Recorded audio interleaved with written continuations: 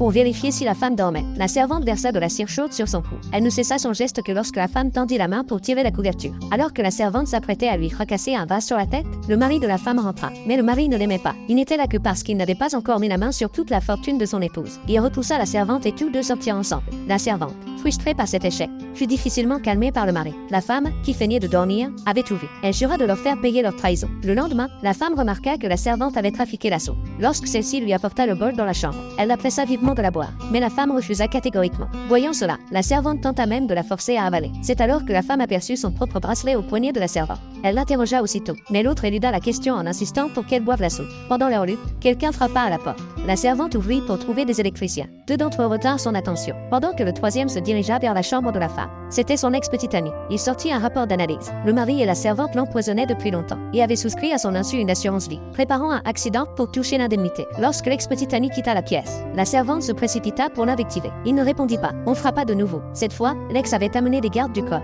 Ils firent sortir la femme de la maison. Déterminée à se venger de son mari sans pitié, elle ordonna aux gardes d'effacer ses empreintes et laissa derrière elle des photos compromettantes du couple. Ils allaient récolter ce qu'ils avaient semé. Peu après, le mari rentra en appelant sa femme et la servante, sans obtenir de réponse. En découvrant le désordre, puis les photos, il sombra dans la panique. C'est alors que retentit la sirène des policiers.